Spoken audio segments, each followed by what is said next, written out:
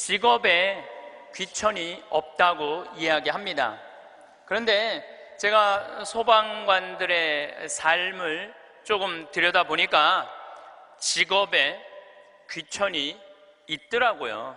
우리 한국 사회에서는 이번 여름에 알래스카 강의를 갔었는데 마침 소방관 팀장, 거기는 캡틴이라고 부르는데 팀장 집에 머무르게 됐어요.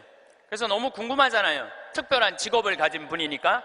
그리고 미국에서 인기 직업 1위는 소방관이에요. 그래서 제가 물어봤어요. 보통 소방관 처음 되면은 월급을 얼마를 받느냐? 그랬더니 한 4천만 원 정도 받는데요, 연봉이. 그리고 1년 반 훈련이 끝나고 정식 소방관이 되면은 6,500만 원 정도를 받는데요. 근데 우리나라 소방관은 정식적으로 소방관 합격을 해갖고 임명을 받으면은 첫 월급이 얼마냐면은 140만 원이에요. 사람의 생명을 이렇게 건지는 소방관들이 연봉이 이런 거 저런 거 다 따져서 한 2,500, 많을 때는 3천만 원밖에 되지 않습니다. 우리 그 캡틴이라는 분은 은퇴를 하고 리타이어를 하고 다시 소방관으로 다시 재취직을 해갖고, 미국은 그런 경우가 참 많아요. 일단 한번 은퇴하고 다시 그 자리로 가서 일하는 경우가 많아요. 그래서 그러면 당신은 연봉이 얼마가 되냐 그러니까 저는 좀 많죠 그러더라고요. 그래서 얼마가 되느냐 그랬더니 한 1억 5천만 원 정도 됩니다 그러더라고요. 그러니까 미국에 가보면은요, 소방관 월급이 팀장, 캡틴 정도 되면은 1억 5천만 원 정도 돼요. 그리고 뉴욕 경찰, 뉴욕에 강의 갔을 때 내가 그런 거 궁금해 하잖아요. 얼마나 받나.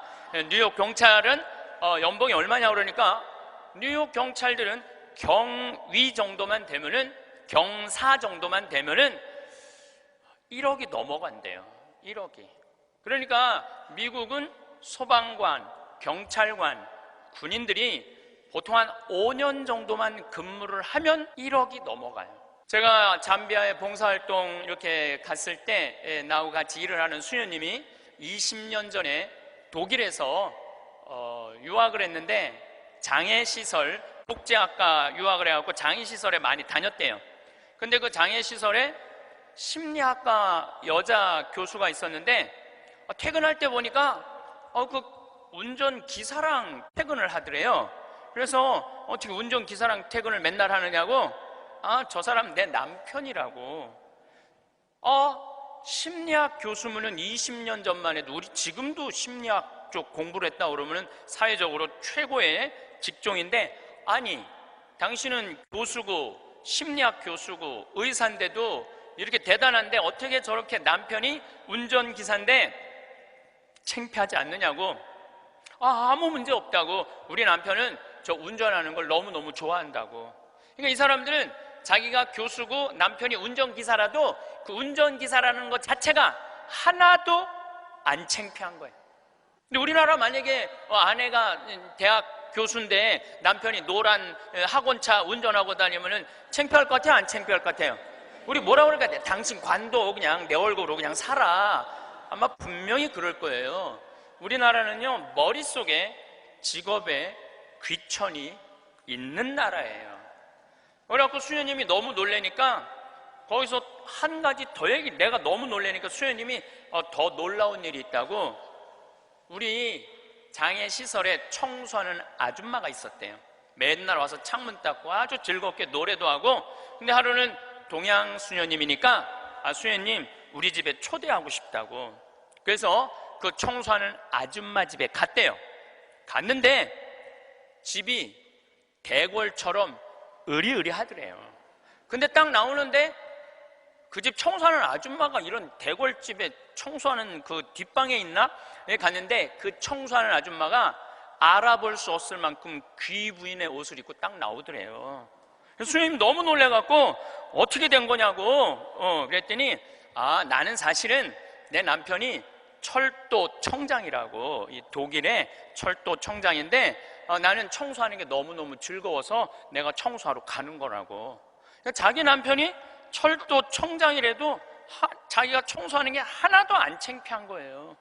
우리나라 지금 철도청장 부인이 지금 무슨 동방자애 학교 가갖고 청소하고 앉아있다고 그러면 그 월급 다 받는데, 그래갖고 그 월급 받아갖고 그 부인은 어떻게 하느냐 하면은 기부를 한대, 도네이션을 한대요. 자기 너무너무 즐겁다고. 그러니까 직업에 귀천이 없어요. 우리 알래스카에서 내가 한 일주일 동안 그 집에서 지냈는데, 이 캡틴은 요트가 있어요. 집에 요트, 그리고 그 캠핑카 있죠? 차 안에 침대도 있고 음식도 해 먹을 수 있는 캠핑카도 있고.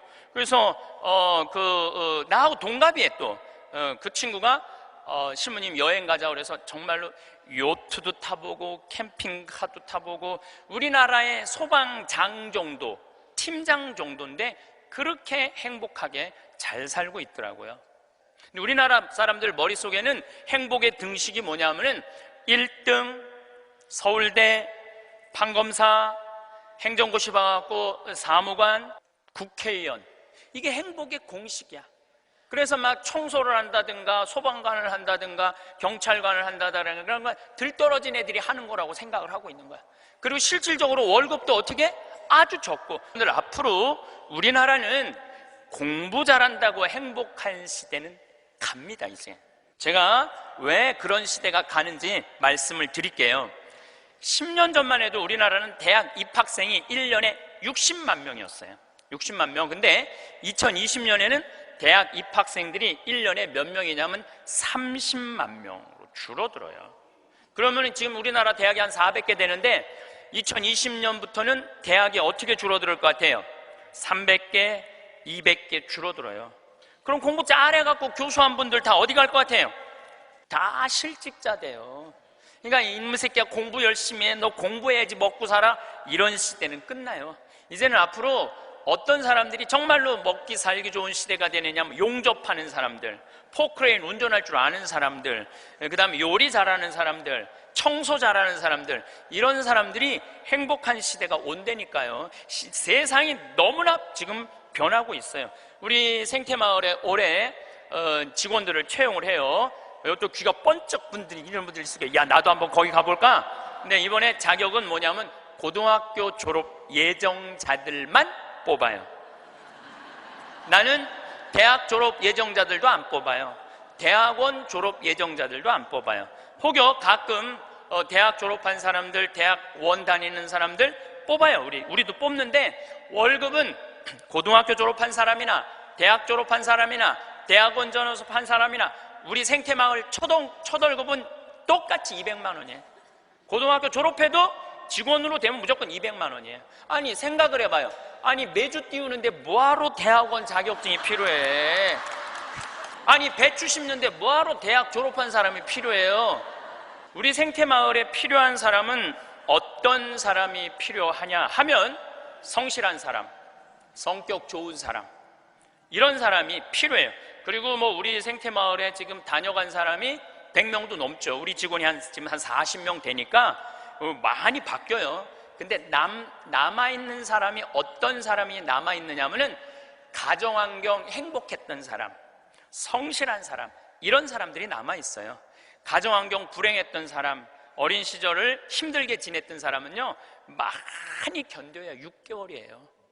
그러니까 이제는 공부를 잘하는 사람이 성공하는 시대가 아니라, 공부를 잘하는 사람이 성공하는 시대가 아니라 행복한 사람이 성공하는 시대가 오는 거예요. 근데 우리나라 OECD 국가 어린이 행복지수 조사를 해봤는데 11살, 13살, 15살을 대상으로 행복지수를 점수를 내봤는데 노르웨이가 95점인데 우리나라 애들이 60점이에요. 우리나라 애들은 안 행복해요. 이거 OECD 국가 중에 우리나라가 꼴등이에요. 심각합니다. 왜 심각하냐 하면은 어렸을 때 안 행복한 애들이 커서 행복할 것 같아요? 절대 그런 일은 없어요. 어렸을 때 추억이 많고 어렸을 때 행복한 애들이 커서도 행복한 거예요. 근데 우리나라는 대학생이 하루에 몇 시간 공부하냐면 4시간 공부해요. 초등학생이 하루에 몇 시간 공부하냐면 5시간 반을 공부를 해요. 중학생은 하루에 몇 시간 공부하느냐면 7시간을 공부해요. 고등학생은 하루에 몇 시간을 공부하느냐면 8시간 반을 공부를 해요. 그럼 여러분들 하루에 8시간 반을 공부한다고 그러면은 밥 먹는 시간 1시간, 1시간, 1시간, 3시간 빼고, 그것도 못 먹는다고 그러긴 하지만은, 그리고 학교 가는 시간 빼고, 그러면은요 애들은요 잠자는 거 빼고는 공부만 하는 거예요. 그러니까 얘네들은 엄마, 아빠, 형제들이랑 먹고 마시고 놀 시간이 없어요. 제가 지난 시간에도 말씀드렸지만은 이 세상에 가장 중요한 일은 뭐냐면은 먹고 마시고 노는 일이에요. 우리가 여러분들 왜 예수님하고 추억이 많아요? 예수님은 세리와 죄인들과 먹고 마시고 놀았기 때문에 추억이 많은 거예요. 만약에 예수님이 우리랑 먹고 마시고 놀지 않았다면 우린 추억이 하나도 없을 거예요. 오늘 복음도 막 병자들 고쳐주고 난 다음에 너무너무 마음이 안타까워. 예수님이 너무너무 안타까우니까 내가 마음이 아프다. 저 사람들 먹을 걸 우리가 주자. 그러니까 예수님 먹는 거 진짜 중요하게 여기신 분이에요. 우리가 주자.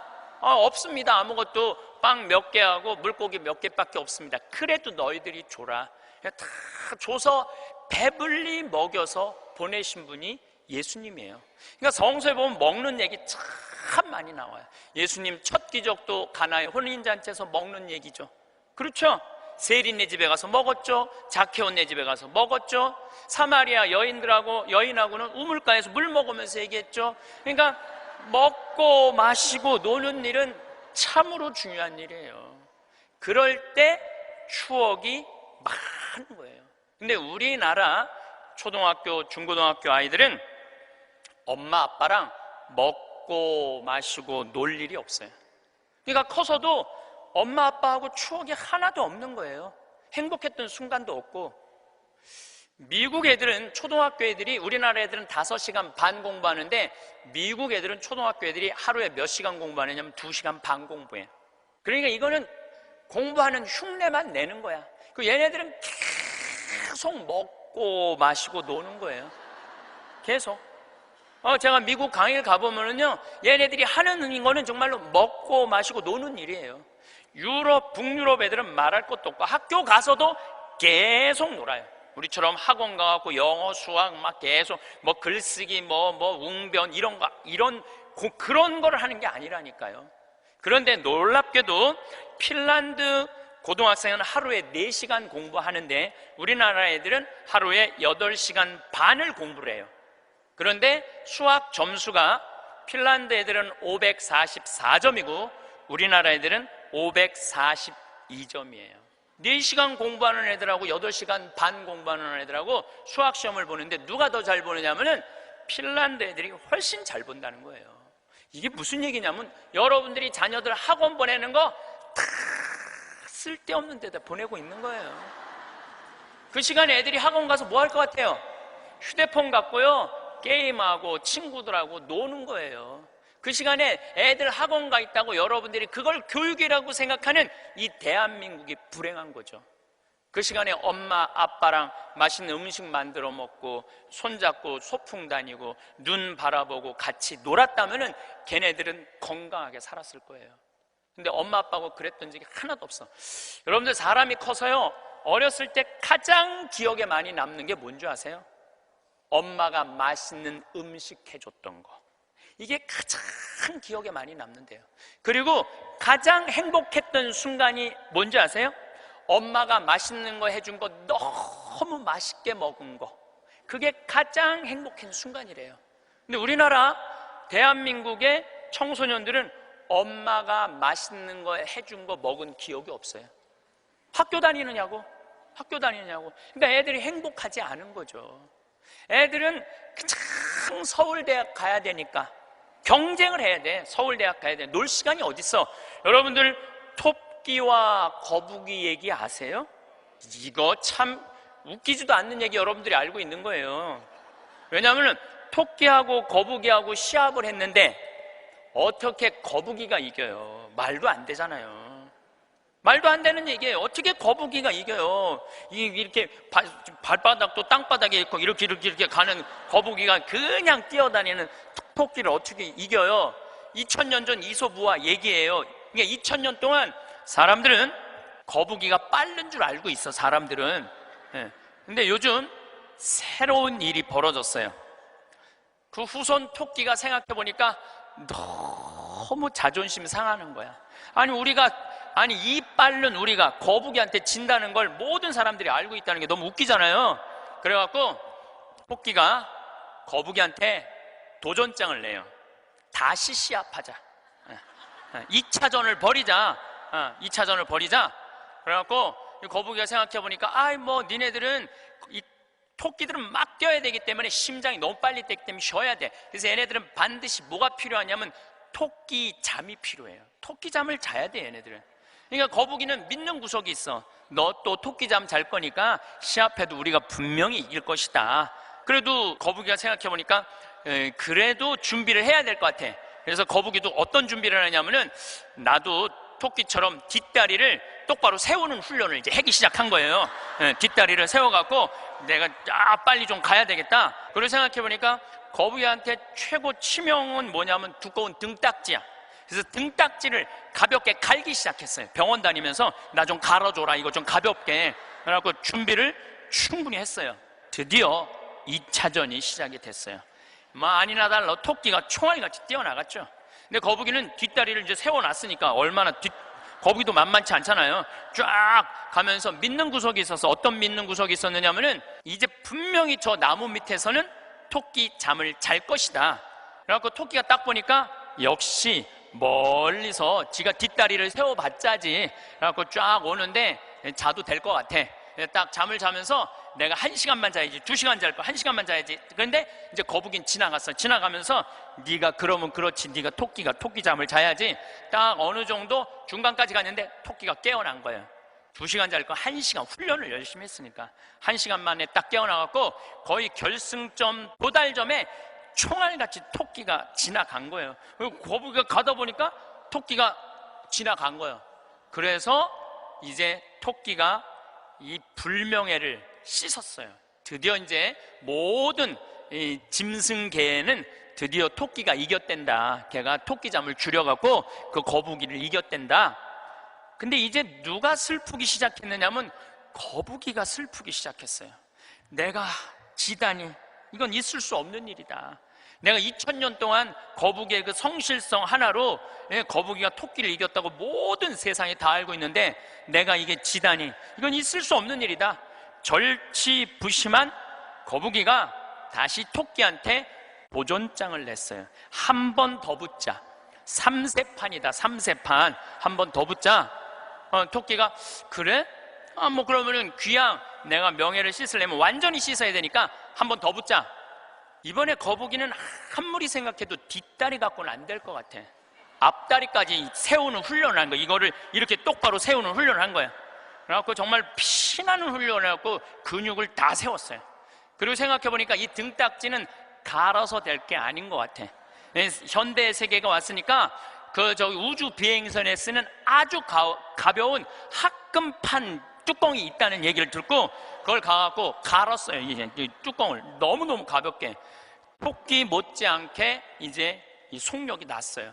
근데 거북이가 아무리 생각해도 그거 갖고 안 될 것 같아. 그래서 마지막 한 수를 가지고 있었어요. 분명히 토끼가 저 나무 밑에서 잘 거니까 저 나무 밑에 수면제를, 분말가루를 설치를 해둬갖고 리모컨으로 터트리면은 완전히 내가 보낼 수 있다. 비장의 카드까지 준비해놓고 이제 도전장을 내민 거죠. 토끼는 아무리 생각해도 이번에 지면은 이게 다시는 회복할 수 없을 것 같아요. 그리고 토끼는 어떤 훈련을 했느냐 하면은, 어떤 훈련을 했냐면 토끼잠을 안 자고 목표 지점까지 가는 훈련을 했어요. 토끼잠을 안 자고. 그래갖고 드디어 3차전이 벌어졌어요. 3차전이 벌어져갖고 출발을 했는데 토끼가 보니까 거북이가 옛날엔 뒷다리만 세웠는데 이제는 앞다리까지 세워갖고 뛰는데 이게 만만치가 않은 거예요. 내가 정말로 자면 안 된다. 죽어라고 뛰면서 나무 밑에 도착했는데 너무 졸렸지만 그걸 극복하고 뛰어갔어요. 아니 리모컨까지 다 설치하고 이제 터트리기만 하면 이제 완전히 재워갖고 그 토끼잠으로 이길 시간이 없는 거예요. 이건 해보지도 못하고 져버렸어, 거북이가. 그러니까 거북이가 뭐가 왔느냐면 우울증이 왔어요. 우울증이. 야, 내가 저 토끼한테는 정말로 어떻게 해볼 도리가 없단 말인가. 너무 우울증이 슬퍼갖고 이제 자살까지 생각을 했어요. 근데 할아버지가 그 손자 거북이를 보고 이런 말을 해요. 거북아, 손자야, 슬퍼하지 말아라. 너 토끼가 몇 년 사는 줄 아냐? 잘 모르는데요. 토끼는 그렇게 죽어라고 뛰기 때문에 토끼 수명은 7년이다. 7년. 근데 우리 거북이들은 수명이 얼마인 줄 아냐? 우리 거북이들은 할아버지가 지금 몇 살이에요? 내가 지금 190살이다. 우리 거북이는 느리기 때문에 수명이 200살이다. 너는 느린 게 네 본질인데 왜 토끼 이기려고 그 되지도 않는 뒷다리 앞다리 세우고 왜 그렇게 인생을 힘들게 사느냐. 너는 천천히 사는 게 너의 운명이다. 그 생각을 해보니까 가만히 생각해보니까 되지도 않는 시합을 2000년 동안 한 자기 거북이하고 토끼, 그게 웃긴 거예요. 그래서 이 거북이는 천천히 다니고 자기의 그 본성에 따라 사니까 사는 게 너무너무 즐거워요. 그러니까 느린 게 빠른 것보다 훨씬 좋구나. 빠르면 7년밖에 못 사는데 느리니까 200년을 사니까 아무리 토끼가 빠르면 왜 빨리 죽는데. 그런데 지금 대한민국은 우리 자녀들을 거북이로 안 키우고 뭘로 키우냐면 토끼로 키우고 있어요. 토끼로. 7년밖에 안 살릴 생각을 하고 토끼로 키우고 있어요. 그렇게 가장 큰 희생자가 된 사람이 누구냐면은 사도세자예요. 여러분도 사도세자 얘기 알죠? 네, 사도세자가 언제 죽었느냐면 1762년 이모년에 5월 13일 날 뒤주에 들어가고 5월 22일 날 죽었어요. 8일 동안 있다가.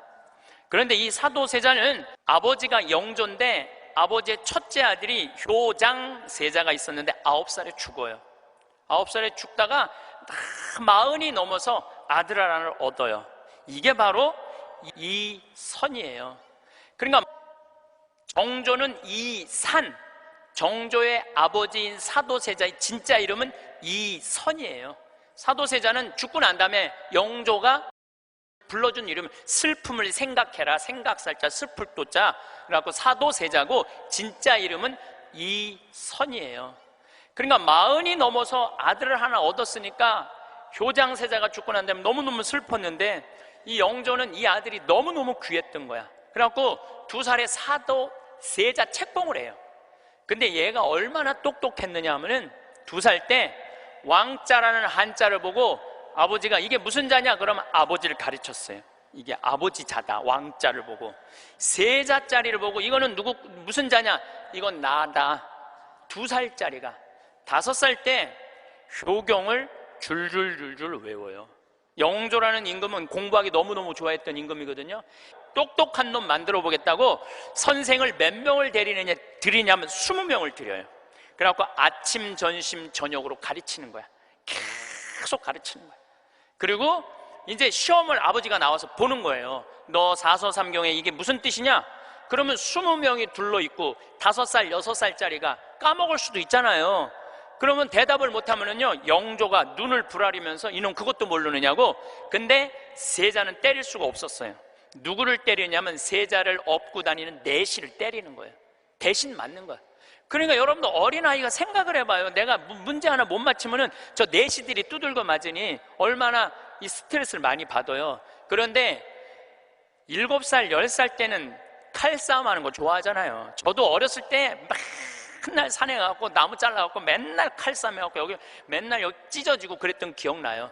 이 선은 상궁들하고 칼싸움을 해요. 그걸 본 영조는요, 이 상궁들을 때려 죽여요. 때려 죽여요, 그냥. 그걸 보고 이 사도세자는 너무너무 무서웠던 거야, 아버지가. 그런데 딱 12살이 되면서 사도세자는 공부하기가 싫어요. 그래서 이때부터 책만 보면 머리가 지끈지끈 아픈 거예요. 그러니까 조기 교육의 최고의 희생자는 누구냐면은 사도세자예요.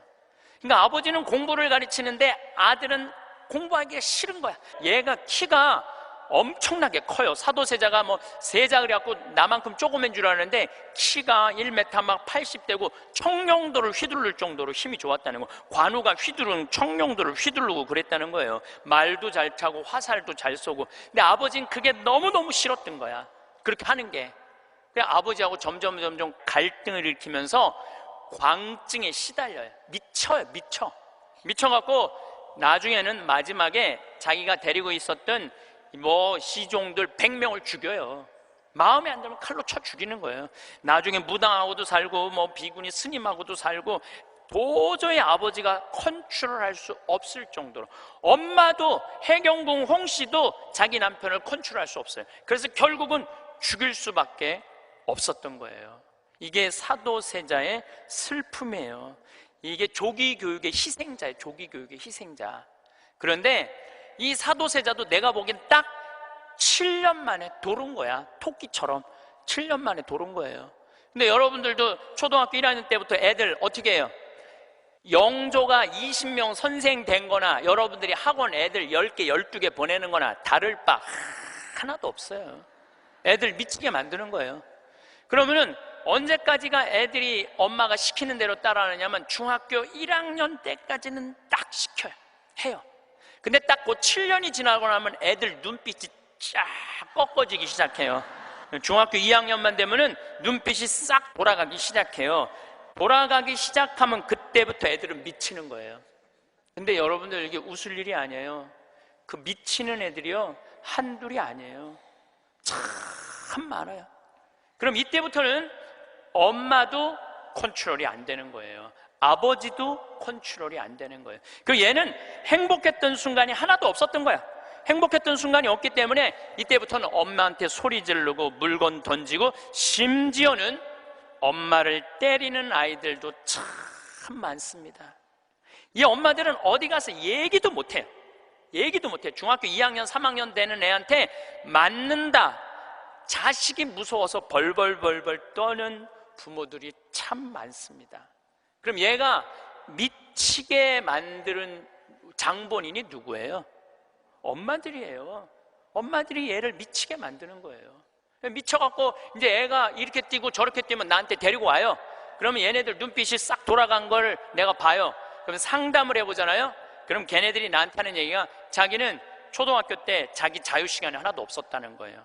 자유시간 하나도 없이 엄마가 이 학원 가라면 저 학원 가고 저 학원 가고 저 학원 가고 그래서 자기 미치겠다는 거예요. 막 속에서 불이 일어난다는 불. 이 사도세자가 뭐라 하냐면 자기 속에서는 울화증이 일어났다. 울화증이.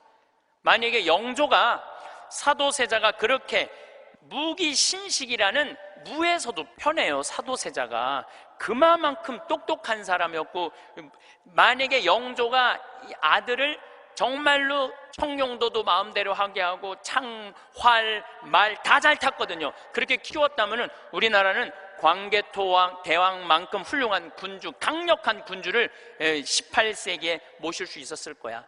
사도세자가 죽고 난 다음에 정조가 임금이 됐잖아요. 권력 기반이 취약했어요. 그 다음에 정조가 1800년에 죽고 순조, 헌종, 철종, 고종 다 7살, 10살, 18살, 17살짜리들이 왕 되면서 조선은 끝난 거예요. 여러분들도 지금 가만히 생각해봐요. 지금 내가 하나 둘 가지고 있는 애 공부 그렇게 시켜갖고 미쳤어.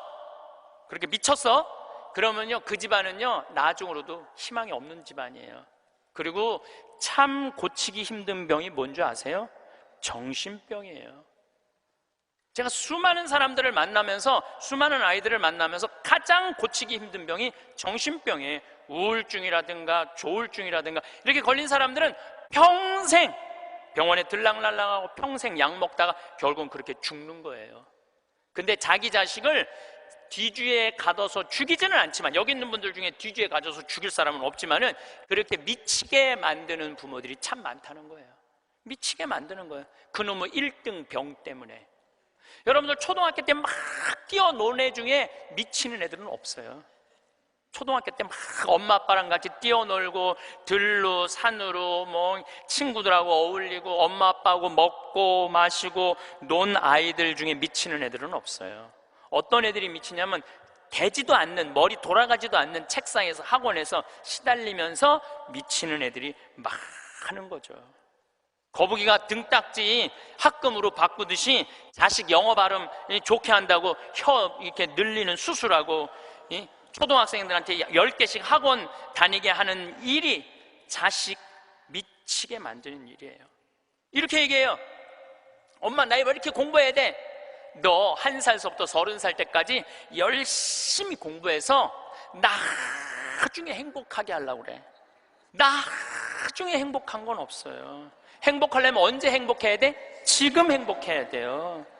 지금 행복하지 않는 애는 나중에도 안 행복해요. 여러분들도 마찬가지입니다. 많은 분들이 나는 이제 아파트도 사놓고 애들 결혼도 시켜놓고 내가 이제 60살서부터 나중에 행복해야지. 그런 분은요, 떨커덕 오늘 아침에도 내가 나오면서 암 걸린 분 안수기도를 해주고 나왔는데 내 손에서 안 나와도 안수를 받고 싶다 그래서 내가 해주고 왔어요. 자매님 보니까 굉장히 건강한데 무슨 암 말기래요. 대개 우리는요, 나중은 안 기다려요.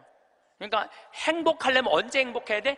지금 행복해야 돼. 지금 맛있는 거 사 먹으려면 언제 사 먹어? 지금 사 먹어야 돼. 나중에 사 먹지 말고. 경치 좋은 데 가려면 언제 가야 돼? 지금 가야 돼. 지금. 나중에 가지 말고. 근데 우리는 애들한테 이렇게 얘기한단 말이에요. 너 1살서부터 30살 때까지 고생해야지 나중에 행복하다는 거. 이제는 1살서부터 30살까지 공부 죽어라 해도 행복한 시대는 갔어요. 이제 교수 돼도요, 일자리 치열합니다. 지금 변호사들, 노는 변호사들 수두룩하게 많습니다. 이제는 머리로 사는 애들이 행복한 세상이 오는 게 아니라 몸으로 사는 애들이 행복한 세상이 다가오고 있어요. 나는 어제도 우리 직원이 저녁에 이제 대전에서 강의 끝나고 들어갔는데 고등학교 졸업하고 군대 갔다 와서 대학교 다니다 때려치고 우리 집에 왔어요. 내가 이렇게 물어봤어요.